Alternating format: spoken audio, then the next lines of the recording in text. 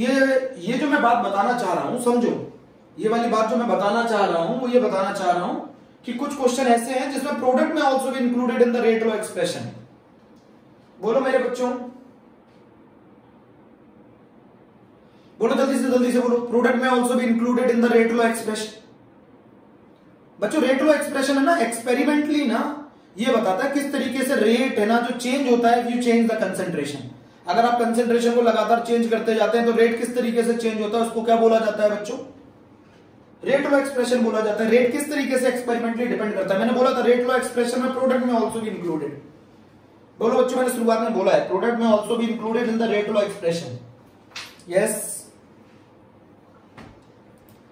Product में also भी included in the rate law expression.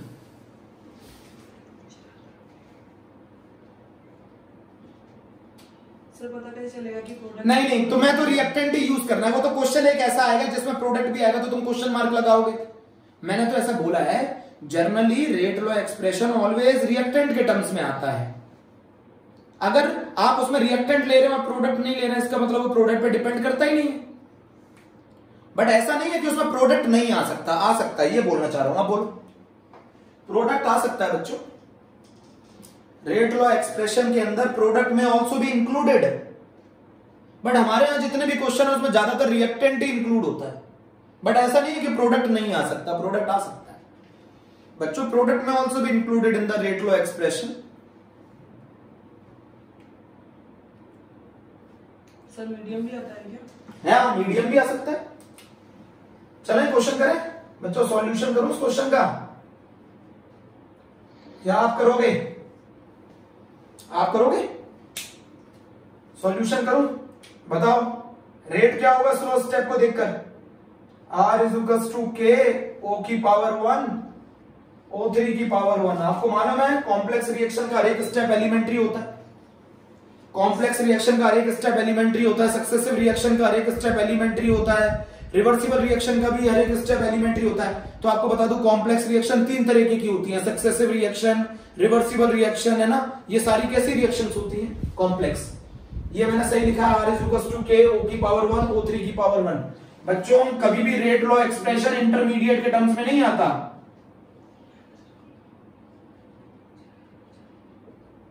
ये इंटरमीडिएट है, ये इंटरमीडिएट है। इस इंटरमीडिएट की वैल्यू निकाल लो, इससे इस इंटरमीडिएट की वैल्यू निकाल लो। बोलो क्या होगा? K equilibrium is equals to O2 की पावर 1 O की पावर 1 डिवाइडेड बाय O3 की पावर 1। बताओ क्या आ गया?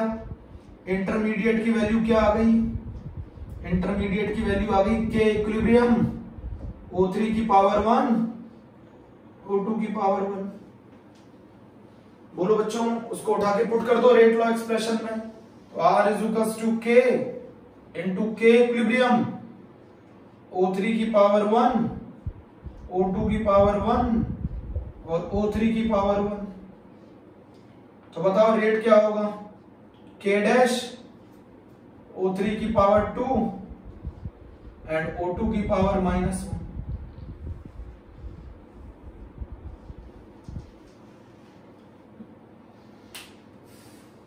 तो बताओ with respect to O3 order कितना हो गया? With respect to O3 order is 2 and with respect to O2 order is -1। Question हो गया। तो ये एक स्पेशल क्वेश्चन है जो मेरा ये बात को प्रूव करता है कि रेट लॉ एक्सप्रेशन में ऑल्सो भी include the concentration of the product. मतलब rate law concentration of product पे भी डिपेंड कर सकता है। बोलो बच्चों। यस,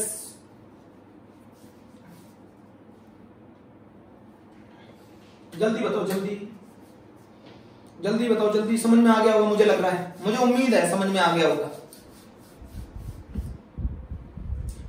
बच्चों। जनरली रेट लॉ एक्सप्रेशन है ना रिएक्टेंट के टर्म्स में लिख सकता है, बट ऐसा कोई आश्चर्यचकित होने की बात नहीं है ना, कोई परेशान होने की बात नहीं है अगर उसमें प्रोडक्ट आ जाए तो। प्रोडक्ट में ऑल्सो भी इंक्लूडेड, प्रोडक्ट में ऑल्सो भी इंक्लूडेड। बच्चा ये सोचा ऑलवेज रिएक्टेंट आएंगे तो ऐसा नहीं है, 99% तो रिएक्टेंट ही आते, बट कुछ ऐसी रिएक्शन भी है जिसमें रेट हमारा प्रोडक्ट के कंसेंट्रेशन पे भी डिपेंड कर सकता है। उनमें से एक क्वेश्चन है। बोलो जल्दी से, क्लियर होना चाहिए तब आगे बढ़ूंगा।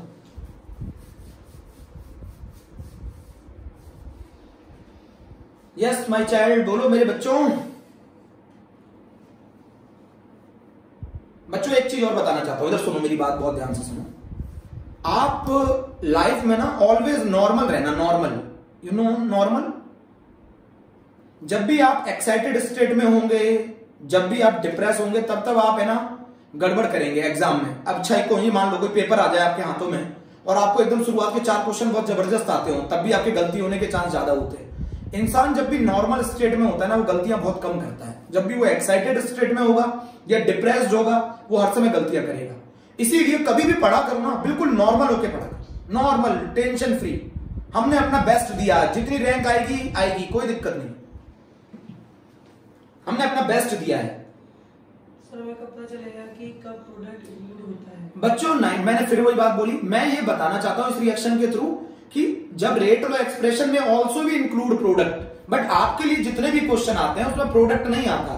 उसमें जनरली अगर आपको खुद रेट लो एक्सप्रेशन लिखना है तो ऑलवेज रिएक्टेंट के टर्म्स में लिखा जाएगा। इसका मतलब क्या है कि वो रेट लो एक्सप्रेशन प्रोडक्ट के कंसेंट्रेशन पे डिपेंड नहीं कर रहा। बट मैं आपको इस क्वेश्चन के थ्रू ये बताना चाहता था कि इस क्वेश्चन के थ्रू कि प्रोडक्ट में ऑल्सो भी included in the rate low expression.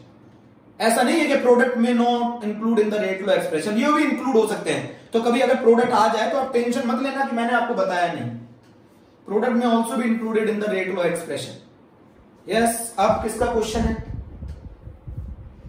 Yes, जल्दी बताओ।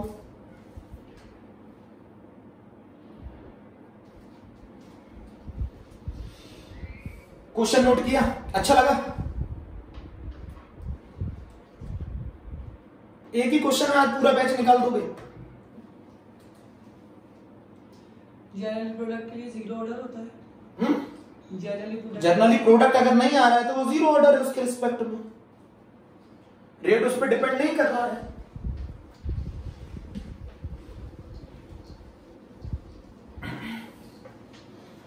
अब बच्चों स्कूल लेवल पर ये क्वेश्चंस नहीं है, ये सक्सेसिव रिएक्शन है। सक्सेसिव रिएक्शन का हर एक स्टेप एलिमेंट्री होता है। बच्चों एक चीज बताओ, यहां पर इस क्वेश्चन को देखो, आप क्वेश्चन नंबर 2 देख रहे हो, बहुत अच्छे से देख लो पहले। A changes into B successive reaction है जो स्टेप बाय स्टेप होती है। अच्छा ये बताओ, स्टेप बाय स्टेप ही तो करते हो आप, एग्जाम तो तभी देते हो ना जब आप पढ़ाई कर लोगे। अच्छा बिना पढ़ाई करे हुए एग्जाम दे दोगे? तो स्टेप बाय स्टेप होता है ना हर चीज, पहले पढ़ोगे फिर अच्छे से उसे समझोगे तब जाके तो एग्जाम दोगे। तो स्टेप बाय स्टेप होता है ना, ऐसी रिएक्शन को सक्सेसिव कहते हैं। Successive reaction is also the type of a complex reaction and each step is elementary and this question is very very important बच्चों। But this is not in the CBSE board, है ना, ये CBSE board में नहीं है। तो मैंने कल क्या सिखाया था आपको, स्टार लगा के लिख देंगे, this is not in the CBSE board but this is in the competitive exam, है ना। अच्छा एक चीज बताओ मुझे बच्चों, इतना लेवल का नहीं आता सीबीएसई बोर्ड में। एक चीज बताओ मुझे, ए है, ए जो है वो लगातार टूट रहा है, ए लगातार क्या कर रहा है, टूट रहा है, बोलो। सी लगातार बन रहा है, फॉर्म हो रहा है, सी लगातार फॉर्म हो रहा है, ए लगातार टूट रहा है और सी लगातार बन रहा है। अच्छा तो कंफ्यूजन में कौन है बताओ, कंफ्यूजन में कौन है, कंफ्यूजन किसका है, बी का, क्योंकि बी बन भी रहा है और टूट भी रहा है। अच्छा बेटा बी बन भी रहा है और टूट भी रहा है, जब बी सी में कन्वर्ट होगा तो टूट रहा है, जब ए बी में कन्वर्ट होगा तो बन रहा है। बोलो बच्चों, बोलो बोलो बच्चों। और अगर मान लो बी ज्यादा बनेगा और कम टूटेगा तो उस केस में इसका रेट जो आएगा वो पॉजिटिव आएगा।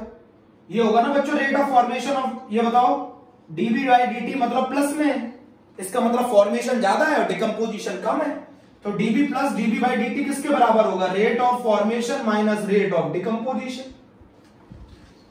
रेट ऑफ फॉर्मेशन बच्चों बी बन भी रहा है और टूट भी रहा है। अब वो ये पूछ रहा है रेट ऑफ फॉर्मेशन बताओ, इसका अगर मतलब फॉर्मेशन पूछ रहा है तो इसका मतलब बन ज्यादा रहा होगा, टूट कम रहा होगा। मान लो आपके पिताजी ने आपको 1000 रुपए दिए तो आपने 800 खर्च किए, तो इस केस में बचेंगे ना पैसे आपके, तो जो खर्च किए वो कम थे और जो बचे वो ज्यादा थे। बोलो ऐसे इस तरीके से बच्चों, ए चेंज हो रहा है बी में और बी चेंज हो रहा है सी में, तो जब ए बी में कन्वर्ट होगा तो ए टूट रहा है, बी बन रहा है, और जब बी सी में कन्वर्ट होगा तो बी टूट रहा है। तो बी बन भी रहा है और टूट भी रहा है, तो वो rate of formation of B पूछ रहा है। तो ये अच्छा बताओ, रेट ऑफ फॉर्मेशन पूछ रहा है बी की, तो बी ज्यादा बन रहा होगा ना एज कंपेयर टू टूटने के, तभी तो फॉर्मेशन पूछ रहा है।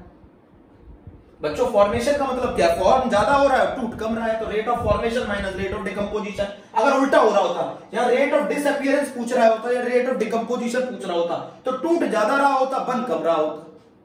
बोलो बच्चों, बी के साथ कंफ्यूजन है, ए के साथ कोई कंफ्यूजन नहीं है, सी के साथ कोई कंफ्यूजन नहीं है। ए के क्या है, ए लगातार टूट रहा है, सी लगातार बन रहा है। बी के साथ दिक्कत है, बी टूट भी रहा है और बन भी रहा है। अगर रेट ऑफ फॉर्मेशन पूछ रहा है तो इसका मतलब है बी ज्यादा बन रहा है और कम टूट रहा है। अगर वो रेट ऑफ फॉर्मेशन पूछ रहा है तो बी ज्यादा बन रहा है और कम टूट रहा है। माइक ऑफ करके रखा करो, माइक जिसका ऑफ नहीं हो उसको घर भेज दो। जिस बच्चे का माइक ऑफ ना हो उसको घर भेज दो।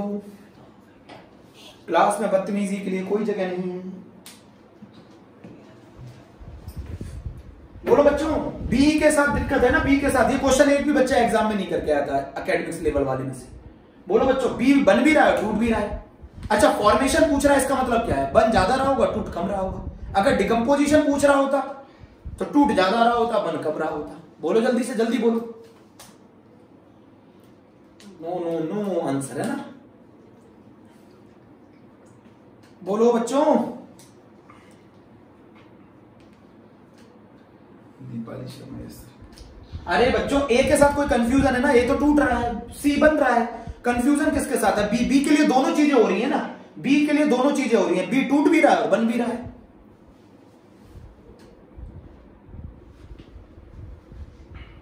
जल्दी बताओ। अच्छा, बी का बनना, इधर सुनो, बी टूट भी रहा है, बी बन भी रहा है, तो उसका रेट जो होगा वो rate of formation minus rate of decomposition होगा, क्योंकि वो उसने हमें बताया rate of formation of B. B बन रहा है, रेट ऑफ फॉर्मेशन पूछ रहा है, इसका मतलब फॉर्मेशन ज्यादा होगी, डिकम्पोजिशन कम होगा, तभी तो रेट ऑफ फॉर्मेशन पूछ रहा है। अगर रेट ऑफ डिकम्पोजिशन पूछ लेता इसका मतलब टूट ज्यादा रहा था, बन कम बना। बोलो जल्दी बोलो, rate of formation minus rate of decomposition. और अगर ये दोनों बराबर हो गए तो ये जीरो, ना टूटेगा ना बनेगा। बोलो जल्दी बोलो, rate of formation minus rate of decomposition. जल्दी बताओ बच्चों। क्लियर, दीपाली क्लियर है, अमन सिंह क्लियर। अमन सिंह बोलो जल्दी बेटा, मेरे बच्चों जल्दी बता दो, जल्दी से, मुझे बड़ी खुशी है, जल्दी बताओ। A changes into B, B changes into C. B बन भी रहा है, टूट भी रहा है, तो इसका जो रेट होगा वो दो लिखा जाएगा बच्चों। इसका रेट सिर्फ बन भी रहा है, टूट भी रहा है, तो इसका rate of formation minus rate of decomposition. अब फिर से मैं आगे रुक गया हूं, छोटी सी बात नहीं समझ में आई।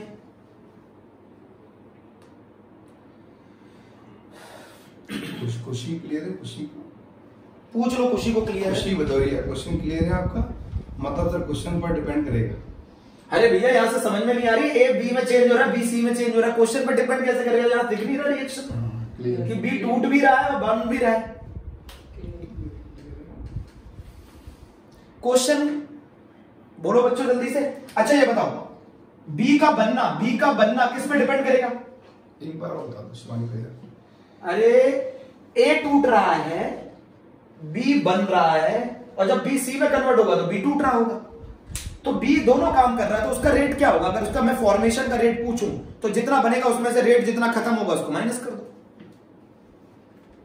बेटा अगर मैं rate of formation of B पूछूं तो जितना बी बना उसमें से जितना बी टूट गया उसको माइनस कर दो, रेट आ जाएगा बी का फॉर्मेशन। अब बोलो शिवानी, बोलो जल्दी से।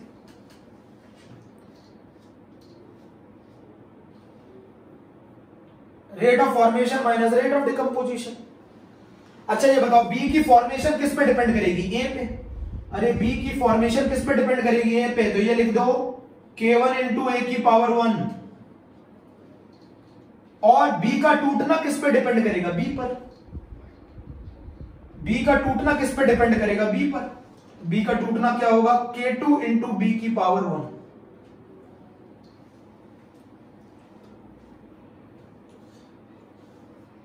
बोलो जल्दी।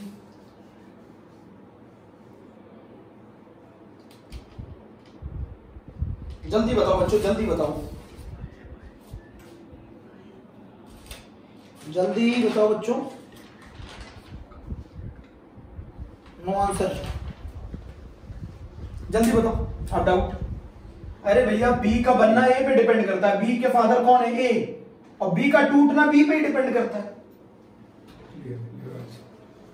और ये क्वेश्चन में ये बताओ केवल ए, तो ये आ गया हमारा आंसर डीबी बाय डीटी। बच्चों जब भी सक्सेसिव रिएक्शन आएगी उसका रेट इस तरीके से लिखा जाता है। बच्चों जब भी सक्सेसिव रिएक्शन आती है उसका रेट इस तरीके से लिखा जाता है, dv by dt is equals to k1। अच्छा ये बताओ b का बनना किस पे डिपेंड करेगा, ये पे, और b का टूटना किस पे डिपेंड करेगा, b पे। और बच्चों हर एक स्टेप एलिमेंट्री होता है, तो k1 a की पावर 1 और k2 b की पावर 1। जल्दी बता दो, जल्दी से आंसर। अब एक्सप्रेशन निकालना, उन्होंने बोल रखा है rate of formation of b 0 है, तो rate of formation of b 0 है, तो बताओ क्या आ जाएगा, बोलो जल्दी से। k1a minus k2b is equals to 0, तो k2b upon k1 is equals to a का कंसेंट्रेशन अगर निकालना हो, पेपर में ऐसे क्वेश्चन पूछा था। अच्छा लगा क्वेश्चन आपको? यस बच्चों, क्वेश्चन अच्छा लगा? बच्चों कुछ रिएक्शन ऐसी होती है जिसमें वो साथ साथ बन भी रहा होता है, साथ साथ टूट भी रहा होता है, साथ साथ बन भी रहा होता है, साथ साथ टूट भी रहा होता है मेरे बच्चों।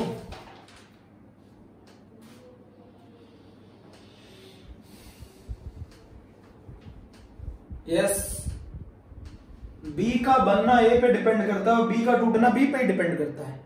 बी का टूटना मतलब सी का बनना, बी का टूटना बी पे डिपेंड करता है और बी का बनना ए पे डिपेंड करता है। तो ROR of B, ROF of B, ROF of B is equal to ROF of C होगा भैया अंकित। क्या कह रहा है? Rate of formation of B is equal to rate of formation of C is equal to होगा K2 into B। बिल्कुल सही है, rate of formation of C जो होगा वो होगा K2 इंटू B। यहाँ पर कोई इंटरमीडिएट नहीं है। नहीं, अरे क्वेश्चन है जिसमें रिएक्शन एक स्टेप बाय स्टेप आगे चल रही है, वो क्वेश्चन पूछ रहा है मुझे बी के फॉर्मेशन में रेट बताओ, तो बी के लिए तो दोनों चीजें हो रही है ना, टूट भी रहा है बन भी रहा है। अकेला रेट ऑफ डिकम्पोजिशन नहीं लिखा जा सकता बी के लिए, अकेला रेट ऑफ फॉर्मेशन नहीं लिखा जा सकता, क्योंकि बी दोनों चीजें कर रहा है, बन भी रहा है टूट भी रहा है। तो जितना बन रहा है उसमें से जितना टूट रहा है उसको माइनस कर दिया। फॉर्मेशन का जो रेट है वो ए पे डिपेंड कर रहा है और जो डिकम्पोजिशन का रेट है वो बी पे डिपेंड कर रहा है। ऐसा सक्सेसिव रिएक्शन के लिए होता है और ऐसा रिवर्सिबल रिएक्शन के लिए भी होता है। बोल ही नहीं रहे। ऐसा सक्सेसिव रिएक्शन के लिए भी होता है और ऐसा रिवर्सिबल रिएक्शन के लिए भी होता है।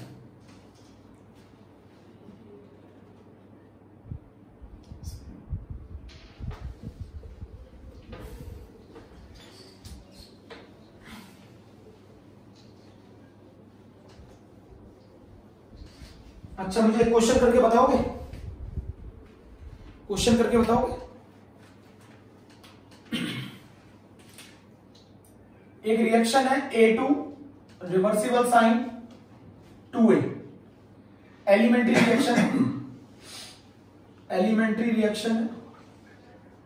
इसका फॉरवर्ड रिएक्शन का इक्विलिब्रियम कांस्टेंट K1 है और बैकवर्ड रिएक्शन का इक्विलिब्रियम कांस्टेंट K-1 है। हमसे पूछ रहा है the expression for dA by dt, dA by dt का एक्सप्रेशन निकाल, the expression for dA by dt। तो इस क्वेश्चन में भी वही कहानी है, ये पूछ रहा है rate of formation of A। तो जो रेट होता है वो किसके बराबर होता है बताओ मुझे बच्चों? Rate of formation minus rate of decomposition. dA by dt का पूछ रहा है तो रेट बराबर किसका होता है? जितना बना उसमें से जितना टूटा उसे माइनस करो। आंसर बताओ मुझे। Rate is equals to rate of formation minus rate of decomposition. जल्दी बताओ।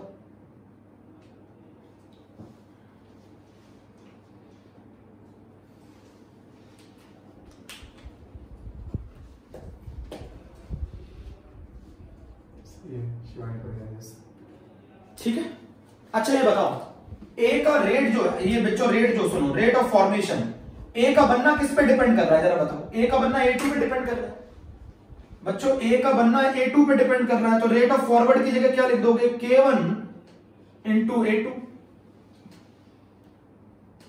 अरे A का बनना A2 पे डिपेंड कर रहा है, फॉर्मेशन के लिए ये रिएक्टेंट होगा।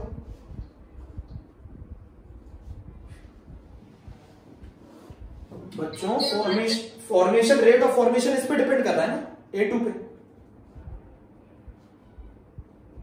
जब फॉरवर्ड डायरेक्शन में जाओगे तो इसका बनना किस पे डिपेंड करेगा, इस पे A2 पे।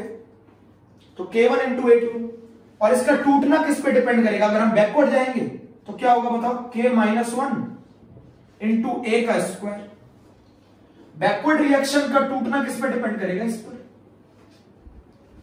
फॉरवर्ड के लिए इस पे डिपेंड करेगा, बैकवर्ड के लिए इस पे डिपेंड करेगा। दोनों स्टेप एलिमेंट्री हैं। तो K1 इंटू A स्क्वायर की पावर 1 और K-1 A स्क्वायर। बोलो, rate is equal to K1 A2 की पावर 1 माइनस K-1 A का स्क्वायर। रेट की जगह क्या लिख सकते हो, रेट हमें ये बताना है dA by dt। तो रेट बराबर क्या लिख सकते हो बताओ, 1/2 dA by dt। रेट बराबर 1/2 dA by dt लिख सकते हो। तो dA by dt कितना हो गया, 2K1 A2 की power 1 minus 2K-1 A square. किस किस बच्चे का आंसर सही आया, किस किस बच्चे का आंसर सही आया। बच्चों इसमें दोनों काम हो रहे होते हैं, टूट भी रहा होता है, बन भी रहा होता है। तो इसका बनना इस पे डिपेंड कर रहा है, इसका टूटना इस पे डिपेंड कर रहा है। जल्दी बोलो, ये सब बताएं बच्चों। ये क्वेश्चन भी जी में आया 2019 में, ये भी क्वेश्चन जी में आया 2019 में। रिवर्सिबल रिएक्शन के लिए एक्सप्रेशन पूछ रहा है बच्चों, रिवर्सिबल रिएक्शन के लिए एक्सप्रेशन पूछ रहे हैं। जल्दी बताओ, जल्दी जल्दी।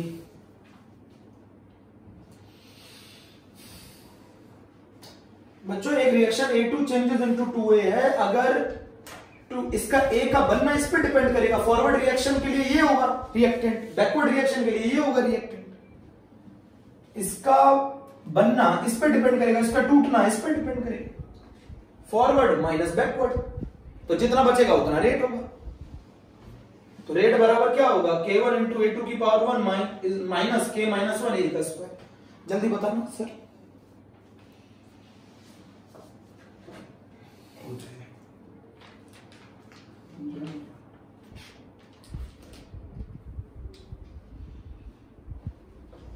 आगे क्लियर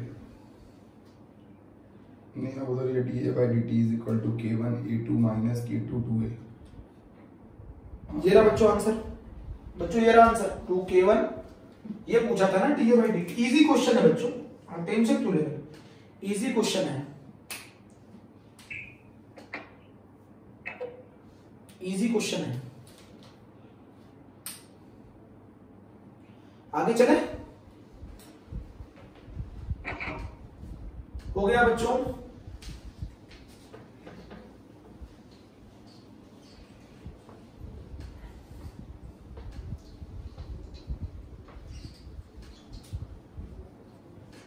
आज बच्चों हम लोगों को पढ़ना है मैकेनिज्म में, आपको अच्छी तरह मालूम है। आज हम लोगों को वर्ड पढ़ने हैं कुछ, ट्रांजिशन स्टेट, एक ट्रांजिशन स्टेट पढ़ना है, एक इंटरमीडिएट पढ़ना है बच्चों। प्रोडक्ट सब जानते हैं, प्रोडक्ट पढ़ना है, रिएक्टेंट पढ़ना है।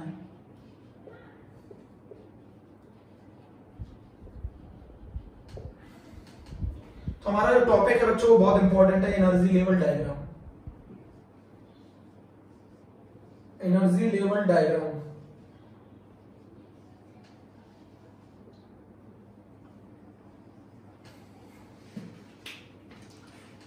बोलो बच्चों, एनर्जी लेवल डायग्राम है, स्कूल में पढ़ रखा हुआ है बच्चों ने। ट्रांजिशन स्टेट को एक और वर्ड कहते हैं एक्साइटेड स्टेट। एक्साइटेड स्टेट है ना, रिएक्शन के दौरान वो स्टेट जहां पर रिएक्टेंट मॉलिक्यूल की एनर्जी बहुत ज्यादा हो, सर ये बच्चों एक्साइटेड स्टेट। ये भी कहते हैं रिएक्टिव स्टेट बच्चों, रिएक्टिव स्टेट भी बोलते हैं। एक्साइटेड स्टेट बोलो, रिएक्टिव स्टेट बोलो, ट्रांजिशन स्टेट बोलो। बच्चों जहां पर बॉन्ड बन भी रहा होता है और टूट भी रहे होते हैं, बॉन्ड फॉर्म भी हो रहे होते हैं, वो स्टेट जहां पे रिएक्टेंट मॉलिक्यूल अपने बॉन्ड फॉर्म भी हो रहे होते हैं और टूट भी रहे होते हैं,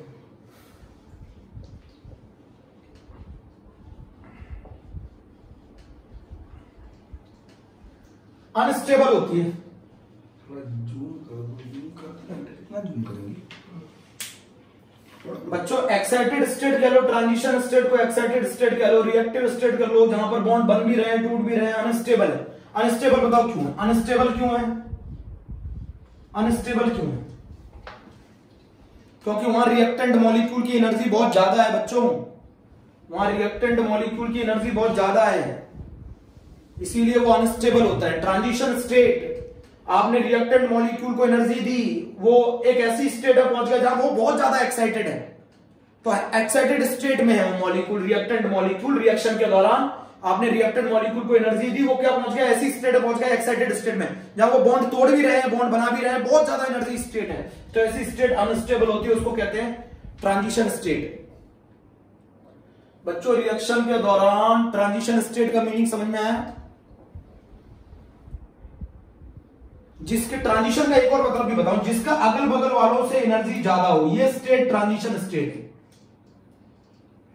ट्रांजिशन स्टेट को बच्चों हम लोग बैरियर भी कहते हैं, जिस बैरियर को ओवरकम करने के बाद रिएक्टेंट कन्वर्ट हो जाए प्रोडक्ट में।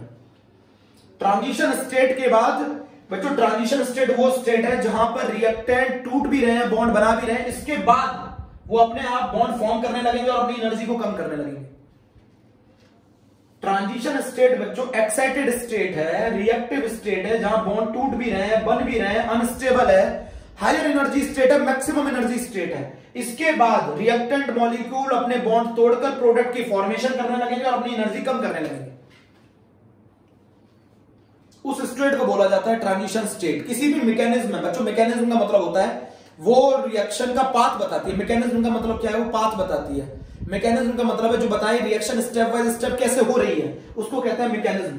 ट्रांजिशन स्टेट वो स्टेट है जहां पर रिएक्टेंट मॉलिक्यूल की एनर्जी बहुत ज्यादा है, हायर एनर्जी स्टेट में है, बहुत ज्यादा एनर्जी स्टेट में, अपने बॉन्ड तोड़ भी रहे हैं, बना भी रहे हैं। उस कंडीशन पे वो अनस्टेबल होते हैं, उसके बाद वो कन्वर्ट हो जाते हैं प्रोडक्ट में और अपनी एनर्जी रिलीज कर देते हैं। बच्चों बोलो, ट्रांजिशन स्टेट समझ में आया? अगल बगल वालों से जब एनर्जी ज्यादा होगी तो उस स्टेट को बोला जाता है ट्रांजिशन स्टेट। बच्चों किसी भी रिएक्शन में एक से ज्यादा ट्रांजिशन स्टेट हो सकती है, समझो। पहले मैं तो समझा के जाऊंगा तुम्हें। ट्रांजिशन स्टेट का मतलब है एक्साइटेड स्टेट, रिएक्टिव स्टेट, जहां पे बॉन्ड बन भी रहे हैं, टूट भी रहे हैं। बेटा ट्रांजिशन स्टेट पर ही एक्टिवेटेड कॉम्प्लेक्स फॉर्म होता है। एनसीईआरटी ने नहीं बताया एक्टिवेटेड कॉम्प्लेक्स। एक्टिवेटेड कॉम्प्लेक्स मतलब पार्शियली बॉन्ड ब्रेक हो रहे हैं और पार्शियली बॉन्ड फॉर्म हो रहे हैं। इसके बाद क्या होगा? इसके बाद क्या होगा? इसके बाद क्या होगा? ट्रांजिशन स्टेट के बाद बॉन्ड फॉर्म होने लगेंगे, एनर्जी रिलीज होने लगेगी। तो ट्रांजिशन स्टेट एक्साइटेड स्टेट है, रिएक्टिव स्टेट है, बॉन्ड फॉर्म भी हो रहे होते हैं, टूट भी रहे होते हैं, अनस्टेबल है। इसके बाद प्रोडक्ट की फॉर्मेशन हो जाती है, बॉन्ड बनने लग जाते हैं, एनर्जी रिलीज होने लग जाती है, वो ट्रांजिशन स्टेट है। आप ऐसे भी समझ सकते हैं ट्रांजिशन स्टेट। नेक्स्ट